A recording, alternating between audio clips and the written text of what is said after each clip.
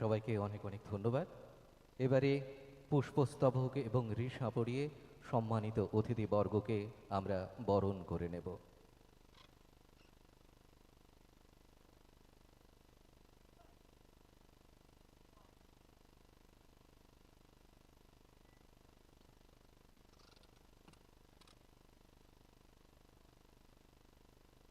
মাননীয় মুখ্যমন্ত্রী professor doctor Manik Saha মহোদয়কে আমরা বরণ করে নিচ্ছি। এবারে আমরা বরণ করে নেব আগরতলা পুর নিগমের মাননীয় মেয়র শ্রী দীপক মজুমদার মহোদয়কে।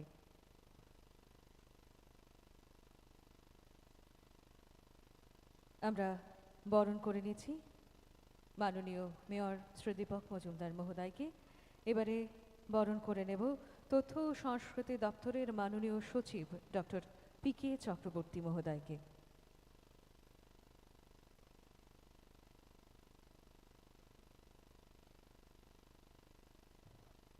আমরা বরণ করে নিলাম আমাদের সম্মাননীয় অতিথিদের।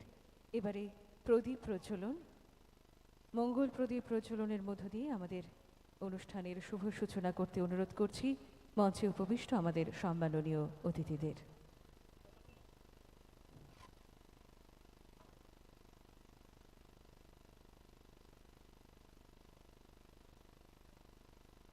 ওম নমো শিবায় শান্তায় কারণত্রয়বে নিবেদময়ি চাত্মনং গতিস্থং পরমেশ্বরম। ওম শ্রী সোমনাথায় নমঃ। ওম শ্রী সোমনাথায় নমঃ।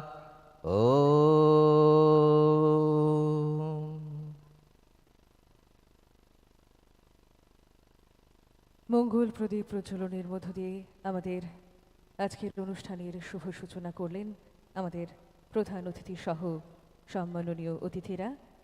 এবারে শিল্পী শর্মিষ্ঠা দেব মহোদয়কে অনুরোধ করব মঞ্চে আসার জন্য। আমরা শুনব তার কণ্ঠে শিব বন্দনা।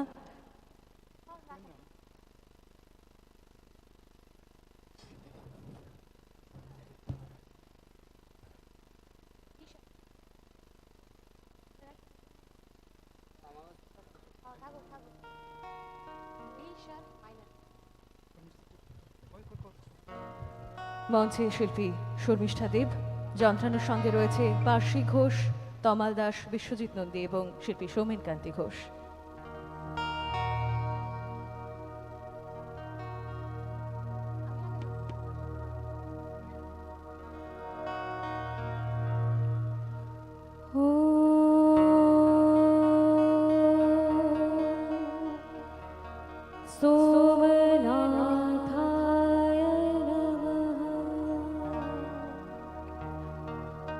सौराष्ट्रदेशे वसुधावकाशे ज्योतिर्मय चन्द्रकलावतंसं भक्तिप्रदानाय कृतवतार तं सोमनाथं शरणं प्रपद्ये ॐ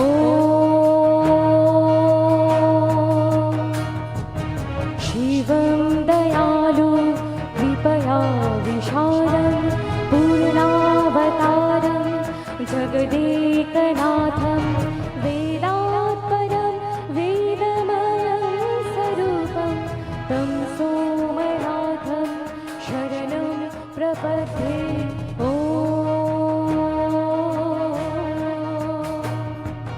वेदावतारं निजवेदरूपं ज्ञानस्वरूपं गुरुज्योतिरूपं स्वभागे गिरिजासमेतं तं सोमनाथं शरणं प्रपद्ये ॐ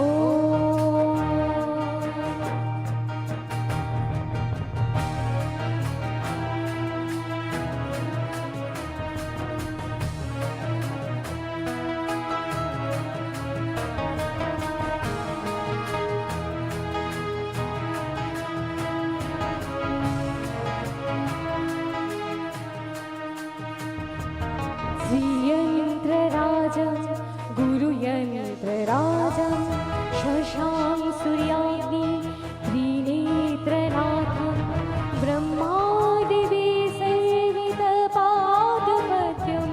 तं सोमनाथं शरणं प्रपद्ये ॐ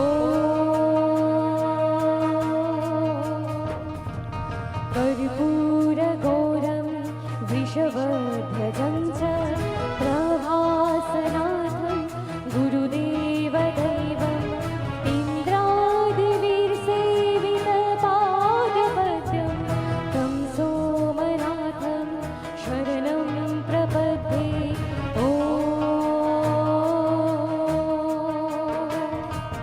देवादिदेवं शिवशूरपाणि विश्वातकं कारणदिव्यलिङ्गं षट्शास्त्रवाक्ये श्रुतिवीरगम्यं तं सोमनाथं शरणं प्रपद्ये ॐ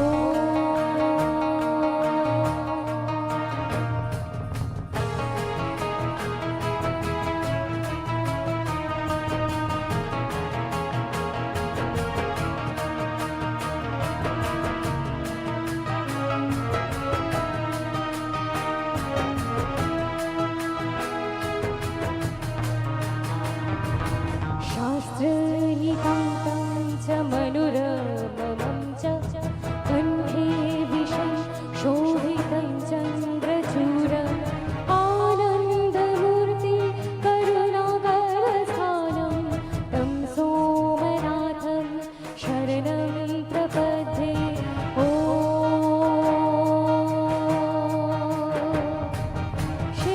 क्षेत्रप्रभासे शिवशोमनाथं गङ्गाधरं बुद्धिधरं महेशं सोमेश्वरं पन्नगभूषणं तं सोमनाथं शरणं प्रपद्ये ॐ तं सोमनाथं शरणं प्रपद्ये ॐ तं सोमनाथं शरणं प्रपद्ये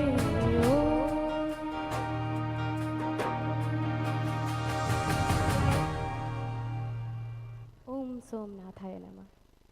শিল্পীকে অনেক অনেক ধন্যবাদ। এবারে সোমনাথ স্বাভিমান পর্বের উপর আধারিত একটি ভিডিও প্রদর্শিত হবে।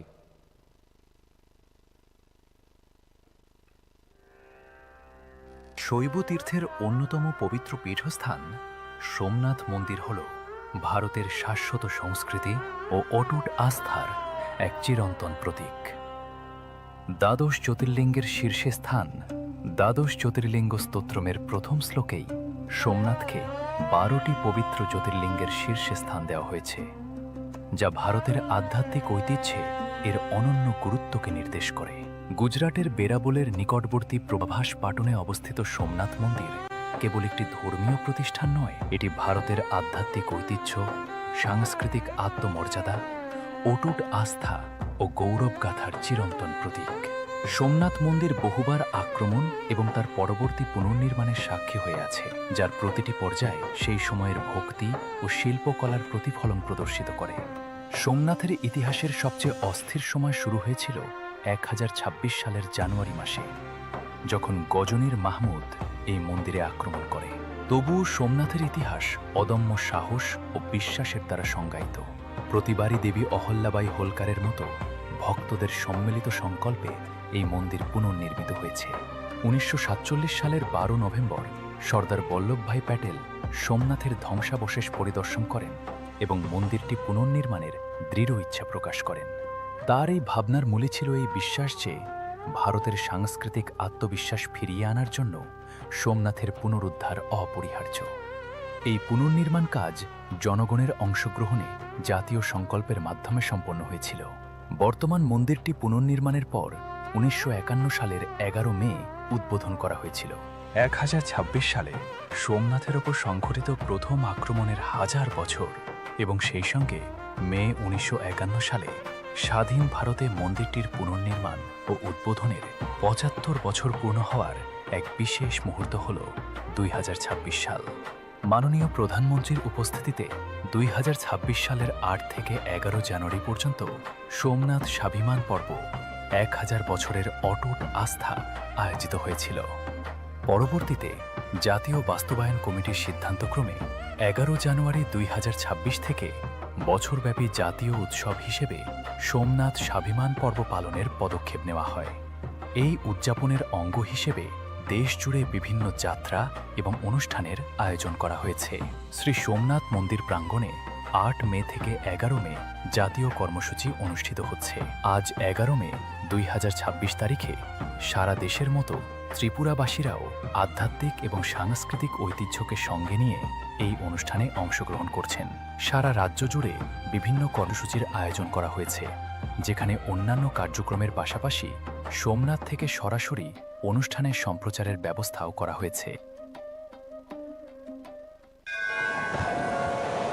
गजनी खिलती और रंग से आए आके चले गए, और भोले बाबा के आगे पापी सारे रात हुए।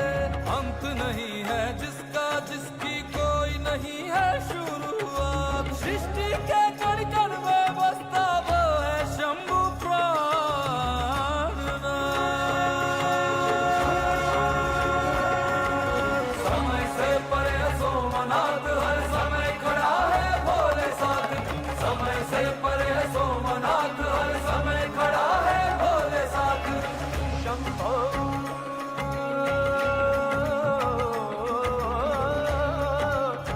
शंभो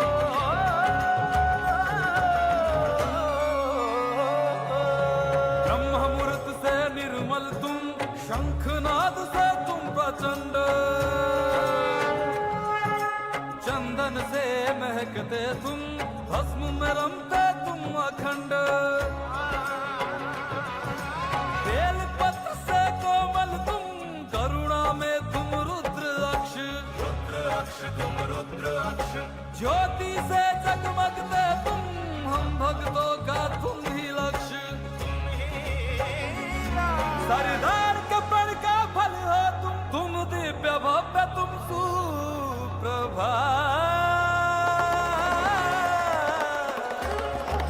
समय से पर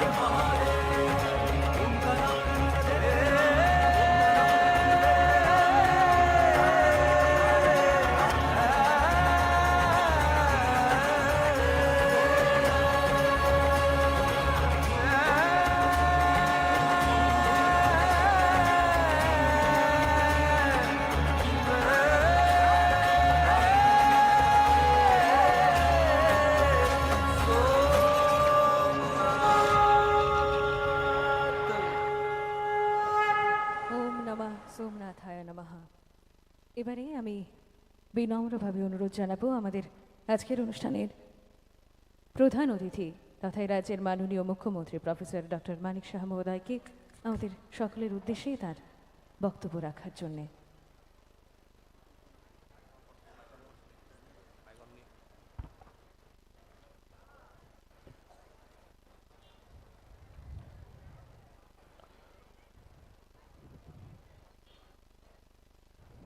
শুভ সকাল, সবাইকে নমস্কার।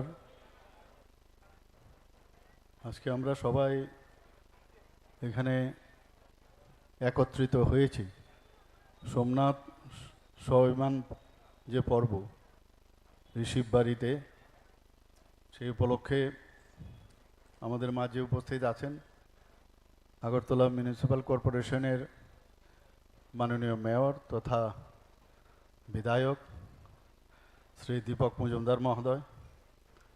এখানে উপস্থিত আছেন আইসিএ ডিপার্টমেন্টের সম্মানিত সেক্রেটারি এবং অন্যান্য দপ্তরের ডক্টর প্রদীপ কুমার চক্রবর্তী মহোদয়। এখানে ডাইরেক্টর আইসিএ ডিপার্টমেন্টের শ্রী বিম্বিসার ভট্টাচার্য মহোদয় উপস্থিত আছেন। তাছাড়া এখানে উপস্থিত আছেন সম্মানিত সমস্ত কর্পোরেটর আগরতলা মিউনিসিপ্যাল কর্পোরেশনের এবং অন্যান্য বিশিষ্ট যারা গণ্যমান্য ব্যক্তিরা এবং শিববাড়ি পরিচালনা কমিটির যারা সদস্যরা এখানে উপস্থিত, এই এলাকার সমস্ত এলাকাবাসীগণ, তথ্য ও সংস্কৃতি দপ্তরের সমস্ত কর্মচারীবৃন্দ এবং আমার প্রিয় সাংবাদিক বন্ধুরা, সবাইকে আপনারা এখানে উপস্থিত থাকার জন্য আমি আন্তরিকভাবে অভিনন্দন জানাচ্ছি। আজকে সত্যি আমাদের জন্য একটা আনন্দের দিন আমি মনে করি। মাননীয় প্রধানমন্ত্রীজি যেভাবে আমাদের যে সনাতনীদের যে চিন্তা ভাবনা, আমাদের যে পুরনো যে ইতিহাস, সেগুলোকে উনি বারবার আমাদের স্মরণ করাচ্ছেন এবং আমি মনে করি এটা একটা ঐতিহাসিক দিন এবং সাংস্কৃতিক এবং আত্মমর্যাদার আমরা কিন্তু সবাই আজকে এখানে এই গৌরবময় মুহূর্তের জন্য আমরা সাক্ষী রয়ে রইলাম। একটু বাদে মাননীয় যশস্বী প্রধানমন্ত্রীজি উনি লাইভে আমাদের সামনে ওনার বক্তব্য রাখবেন, আমরা শুনব। এবং এই সোমনাথ স্বয়মান পর্বের আমরা টিভি পর্দায় আমরা অনেক কিছু দেখলাম এবং জানলাম। আজকে আমরা সবাই এখানে দেখেছি যে এই যে ঐতিহাসিক একটা বিষয়, গুরুত্বপূর্ণ যে অধ্যায় আমরা টিভির পর্দায় আমরা দেখেছি যে 1026 সালে গজনীর সুলতান মাহমুদের সোমনাথ মন্দিরে প্রথম যে আক্রমণের যে 1000 বছর পূর্তি এবং ভারত যখন স্বাধীন হয় তার যে পুনর্নির্মাণ সোমনাথ মন্দির যে উদ্বোধন হয়েছিল তার যে 75 বছর পূর্ণ হলো, সেটাকে সামনে রেখেই এই সোমনাথ স্বয়মান পর্ব উদযাপন করা হচ্ছে এবং এটা 1 বছর সমানে এই যে পর্বটা সেটা চলবে। অর্থাৎ 2026 সালের 11 জানুয়ারি থেকে 2027 সালের 11 জানুয়ারি পর্যন্ত জাতীয় পর্যায়ে ন্যাশনাল লেভেলে এটা বর্ষব্যাপী উদযাপনের উদ্যোগ নেওয়া হয়েছে। শুধু ত্রিপুরাতেই নয়, দেশের বিভিন্ন প্রান্তে তার জন্য সাংস্কৃতিক অনুষ্ঠান, ভক্তিমূলক কর্মসূচি এবং বিভিন্ন সামাজিক যে উদ্যোগ আজকের এই পর্বকে সামনে রেখে সেটাও নেওয়া হয়েছে। এবং আমি বলবো যারা যুব সম্প্রদায়ের যারা আছেন তাদেরকে এই পর্বের মধ্যে যত বেশি তাদের অংশগ্রহণ হবে তত বেশি কিন্তু আমাদের যে রুট আমাদের সনাতনীদের সেই সম্পর্কে ওনারা জানবেন এবং নেক্সট জেনারেশন টু জেনারেশন সেটা পার্কুলেট করবে। আমরা ত্রিপুরার মানুষ এমনিই অত্যন্ত আমরা জানি যে ধর্মপ্রাণ মানুষ কিন্তু আমরা জানি সব কিছুই, কিন্তু পুরো ইতিহাস অনেক সময় আমরা জানি না। এবং এই পুরনো ইতিহাসকে সামনে রেখে কিভাবে বারবার এই সোমনাথ মন্দিরকে ধ্বংস করা হয়েছে, কারা করেছেন, এবং সেটাকে আবার পুনর্বার এটাকে বারবার যেভাবে এটাকে তৈরি করা হয়েছে, সেই বিষয়ে আমাদের একটা ধারণা, সম্যক ধারণা আমাদের সবাই থাকা দরকার। এবং অনেক সময় আমাদের মনে হয় যে একটা ধর্মীয় প্রতিষ্ঠান, সেটা কিন্তু এরকম না। এটা একটা আমাদের আধ্যাত্মিক ঐতিহ্য, তাছাড়া আমাদের একটা সাংস্কৃতিক আত্মমর্যাদা এবং একটা অটুট যে বিশ্বাস, সেই বিশ্বাসের একটা চিরন্তন প্রতীক। আজকে এখানে আমি আসার সময় দেখছিলাম এখানে 12টি জ্যোতির্লিঙ্গ, সেই দ্বাদশ জ্যোতির্লিঙ্গের মধ্যে কিন্তু প্রথম যে জ্যোতির্লিঙ্গ সেটা হচ্ছে সোমনাথ, এবং তার স্থান কিন্তু সর্বপ্রথম। এবং এটাকে সামনে রেখে আমাদের আধ্যাত্মিক যে বিষয়, ভারতবর্ষ আধ্যাত্মিক দেশ হিসাবে সারা পৃথিবীতে সবাই জানে, এবং তার যে ঐতিহ্য সেটাকে সামনে তুলে ধরাই এটার মেইন উদ্দেশ্য। একটু আগে আমরা সবাই জেনেছি যে গুজরাটের ভেরাবালের কাছে প্রভাস যে পাঠান, সেই পাঠানে অবস্থিত এই ঐতিহাসিক সোমনাথ মন্দির, এবং শতাব্দীর পর শতাব্দী কোটি কোটি মানুষ সেখানে শ্রদ্ধা ও প্রার্থনার একটা সেন্টার অফ এক্সেলেন্স বলা যায়। সেখানে আমরা সবাই যাই, অনেকে হয়তো বা অনেকে গেছেন এখানে, এবং সেটাকে মাথায় রেখে অন্তপক্ষে আমাদের যাইউকাল কিন্তু সারা একটা পার্টিকুলার সময়ের জন্য একবার গিয়ে মাথা ঠেকানো এবং প্রার্থনা করা দরকার। নিজের পরিবার, দেশের এবং সাধারণ মানুষেরও জন্য সেখানে প্রার্থনা করা আমার মনে হয় আমাদের সবার উচিত। এটার ইতিহাস যদি আমরা দেখি, সেখানে প্রাচীন ভারতের যে ইতিহাস, তার যে ঐতিহ্য, সেটাকে মাথায় রেখে যে আমরা জানি যে চন্দ্রদেব, এবং চন্দ্রদেবকে আবার সোমদেবও বলা হয়, এবং তার যে শ্বশুর দক্ষ প্রজাপিতার একটা অভিশাপ ওনাকে দিয়েছিলেন, এবং সেই অভিশাপ থেকে মুক্তি পাওয়ার জন্য উনি আরাধনা করেছিলেন সেই জায়গায়, এবং শেষ পর্যন্ত সেই অভিশাপ থেকে উনি মুক্তি লাভ করেছিলেন। এবং সেখান থেকেই সোমনাথ মন্দিরের যে সেন্টার অফ এক্সেলেন্স আমি বললাম, কোটি কোটি ভক্তের কাছে একটা গভীর আধ্যাত্মিক একটা গুরুত্ব সেখানে বহন করে। এবং আমরা সবাই একটু আগে আমরা জানতাম, সবাই জানি যে কতবার যে এটার আক্রমণ হয়েছে আর কতবার যে তৈরি হয়েছে, এবং ধ্বংসাবশেষের মুখোমুখি আমরা, এবং সেটাকে ধ্বংসাবশেষ সরিয়ে আবার নতুন করে সেখানে মন্দির করা, যতই ওরা আক্রমণ করেছিল তারপরেও কিন্তু সোমনাথের অস্তিত্ব কিন্তু সেখান থেকে মুছে যাওয়ার যে চেষ্টা করা হয়েছিল সেটা হয়নি। বিশ্বাস করা হয় যে চন্দ্রদেব প্রথম সেখানে সোনার মন্দির নির্মাণ করেছিলেন, এবং এই সোনা এবং অন্যান্য যে ট্রেজার্স সেখানে ছিল তার জন্যই কিন্তু আক্রমণ সেখানে। এবং আমরা যে ইতিহাস থেকে আমরা জানতে পারি যে এখানে পরে রাবণ সেখানে রূপোর, এবং ভগবান শ্রীকৃষ্ণ স্বয়ং সেখানে চন্দন কাঠের মন্দির তৈরি করেছিলেন। প্রতিবারই ধ্বংসের পর মানুষের একটা অটুট বিশ্বাস ছিল, এবং বিভিন্ন সময়ে সম্মিলিত প্রচেষ্টায় সোমনাথ যে মন্দির পুনর্নির্মিত হয়েছে। এখানে 1026 যে সহমত গগনী প্রথম, যেটা আমরা 1000 বছর আজকে আমরা পূর্তি সেখানে আমরা পালন করছি। 1299 আলাউদ্দিন খলজি সেটাকে আবার পুনর্বার এটাকে যখন তৈরি করা হলো, তারপর আবার উনি সেটাকে ধ্বংস করেছেন।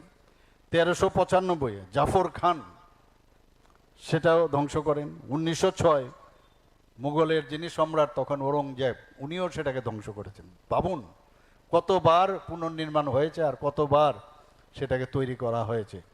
এবং পরবর্তী সময়ে আমরা দেখেছি রানী অহল্যাবাই হোলকার প্রায় 1783 সালে শুধু অন্যান্য যারা হিন্দু রাজারাও ছিলেন এবং তাদের তখন তৎকালীন সময় যে হিন্দু শাসকরা ছিলেন এবং ভক্তরা যারা ছিলেন তাদের যে শ্রদ্ধা কারণে এই যে ধ্বংস করার পরেও বারবার সেটাকে গড়ে তোলা হয়েছে এই ঐতিহাসিক মন্দির।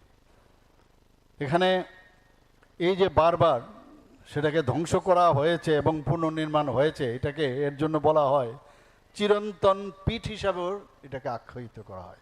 এতবার ধ্বংস করা আবার নতুনভাবে সেটাকে তৈরি করা, এর জন্য চিরন্তন পীঠ সেটাকে সেইভাবে আখ্যায়িত করা হয়। এবং এই যে সোমনাথ যে মন্দির সেটা শুধুমাত্র পাথরের মন্দির যদি আমরা বলি সেটা কিন্তু আমাদের ভুল হবে। সেটা আমাদের যে আত্মবিশ্বাস এবং সাহস এবং সাংস্কৃতিক যে চেতনা তার প্রতীক। এখানে অলরেডি বলা হয়েছে, এখানে টিভি স্ক্রিনে আমরা দেখেছি, দেশ স্বাধীন হওয়ার পর 1947 সালে আমাদের লৌহ মানব সর্দার বল্লভভাই প্যাটেল সোমনাথ মন্দির পরিদর্শন করেন। আমরা জানি উনি গুজরাট থেকে বিলং করেন এবং ওনার একটা বিরাট এর সাথে একটা মানে আধ্যাত্মিক যে একটা রিলেশন সেটা ওনার ছিল, যে কারণে সেই মন্দিরে যে সেখানে যখন যান উনি সেটাকে পুনর্নির্মাণের জন্য একটা সংকল্প গ্রহণ করেছিলেন। এবং পরবর্তী সময়ে আমরা দেখেছি 1991 সালের 11ই মে ভারতের তৎকালীন রাষ্ট্রপতি ডক্টর রাজেন্দ্র প্রসাদের উপস্থিতিতে উনি ইনঅগরেট করেন সেই সোমনাথ মন্দির। তো এটা 75 ইয়ার্স হলো, এর জন্য 75 বছর পূর্তি আমরা আজকে পালন করছি। এবং এটা আমি বলবো যে সভ্যতার গৌরবের একটা পুনঃপ্রতিষ্ঠিত হয়েছে। আমরা মাননীয় প্রধানমন্ত্রীজিকে যতই ভাবি আর যতই চিন্তা করি ওনার সম্পর্কে, সত্যি অবাক লাগে আমরা কোন এরকম একটা গার্জিয়ান আমরা পেয়েছি আজকে, যে এক মন্দিরকে নিয়েও আমাদের সমস্ত মানুষকে একত্রিতকরণ এবং আমাদের যে রুট সেগুলো যাতে আমরা ভুলে না যায় তার জন্য উনি কি বলেছেন যে বিকাশ ভি বিরাসত ভি, অর্থাৎ দর্শনের মাধ্যমে উন্নয়ন আবার ঐতিহ্য সংরক্ষণকে সমান আমাদের গুরুত্ব দিতে হবে। তো ইতিহাস সংস্কৃতি ঐতিহ্য সেটাকে শক্তিশালী করা এবং বিশ্বের সামনে তুলে ধরা তার মেইন উদ্দেশ্য।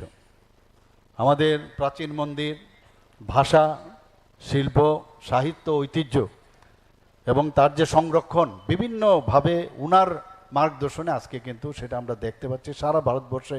আমরা অনেকে এগুলো মনে করতাম যে এগুলো হয়েছে ঠিক আছে, কিন্তু একে দিয়ে ঠিকভাবে সুন্দর করে আবার মানে সবার কাছে সেটাকে রাখা যায়, সেই জিনিসটা আজকে এই 2014 পর থেকে আমরা দেখতে পাচ্ছি। সেটা সোমনাথ ট্রাস্ট সেখানে বানানো হয়েছে, সেখানে পরিকাঠামো উন্নয়ন, ইনফ্রাস্ট্রাকচার আমরা দেখেছি, পরিচ্ছন্নতা, পরিষ্কার পরিচ্ছন্ন রাখা। আমরাও এখানে আমাদের যে শিব মন্দির, বহু পুরনো শিব মন্দির, আমরা ছোটোবেলায় এখানে আসতাম, বিরাট মেলা টেলা হতো এখানে, আপনারা সবাই জানেন। তো এর থেকে আমরাও কিন্তু ইন্সপায়ার্ড হই। আমরাও কেন আমরা সেটাকে এখানে পুকুরের কি দুর্দশা অবস্থা ছিল আপনারা দেখেছেন, সেই পুকুরটাকে আমরা নতুনভাবে সেটাকে আমরা পরিষ্কার পরিচ্ছন্ন করে নতুনভাবে সেটা ইনঅগরেশন হবে খুব শিগগিরই। তো আমরাও চেষ্টা করছি আমাদের যে রিসোর্স আছে সেই রিসোর্সের মধ্যে রেখে, তো সেটা করা উচিত।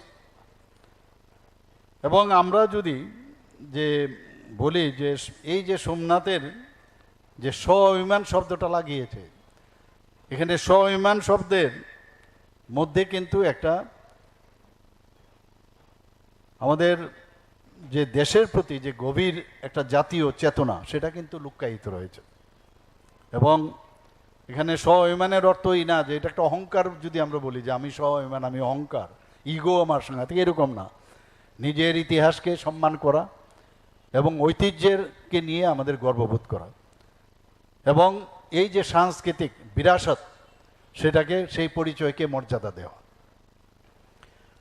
আমরা মাঝে মাঝে আমাদের অনেক সময় আমাদের পুরনো যে বিষয় সেগুলো ভুলে যায়।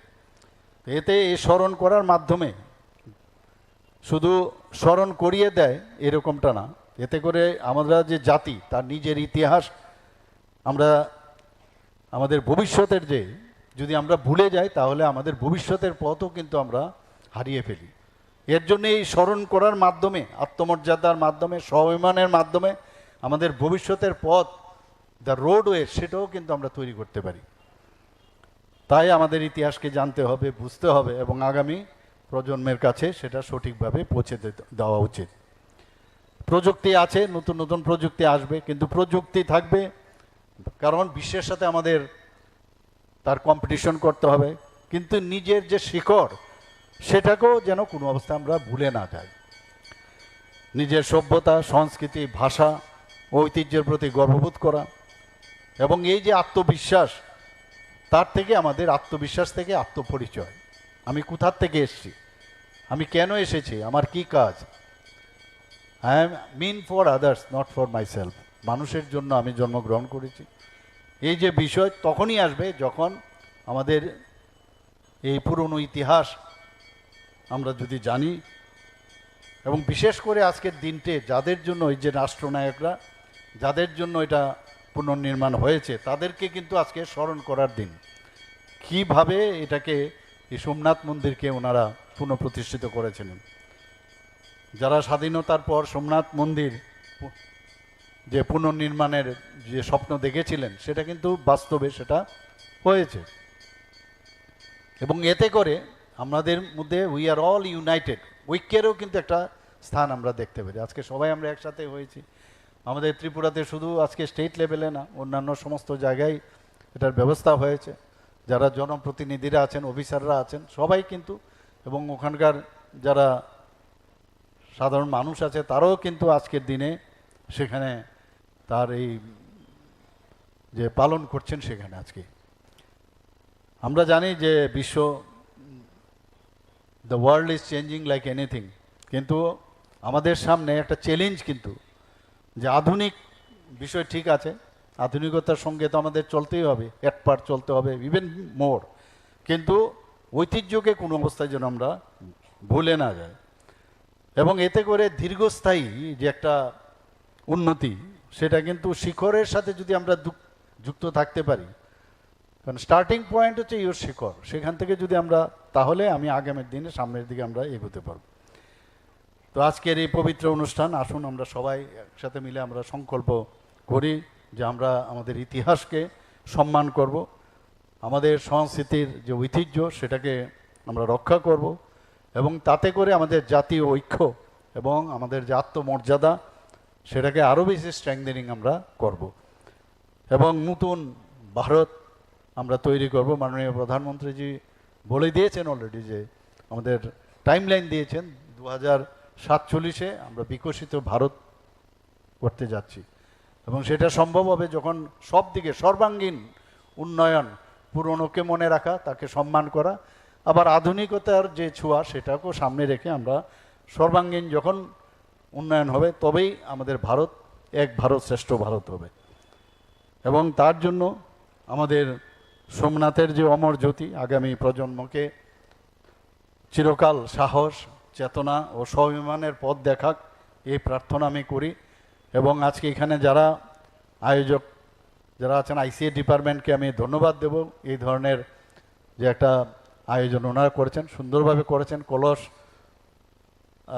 জল ভরে সেই লক্ষ্মীনারায়ণ বাড়ির থেকে এখানে আমাদের মেয়েরা, মহিলারা এখানে নিয়ে এসছেন। আমি ওনাদেরকে ওই যে পার্টিসিপেশন করেছেন সুন্দরভাবে, তো সেটাও একটা ইতিহাস হয়ে থাকবে আগামী দিন।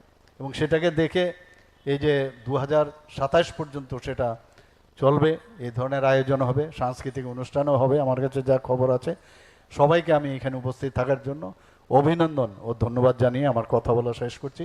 নমস্কার, জয় হিন্দ, ভারত মাতা কি জয়। আন্তরিক ধন্যবাদ জানাবো আমাদের আজকের অনুষ্ঠানের প্রধান অতিথি তথা রাজ্যের মাননীয় মুখ্যমন্ত্রী প্রফেসর ডক্টর মানিক সাহা মহোদয়কে।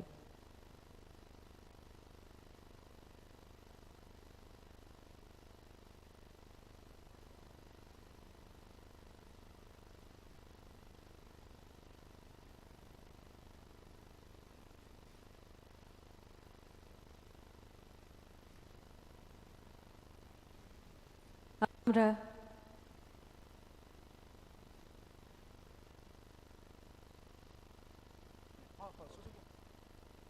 আমরা এবারে আমাদের সাংস্কৃতিক কর্মসূচির দিকে অগ্রসর হব। আমি প্রথমেই মঞ্চে আসতে অনুরোধ করব শিল্পী সুশোভন ভট্টাচার্যকে। তার কণ্ঠে আমরা শুনব ভজন, সেই সঙ্গে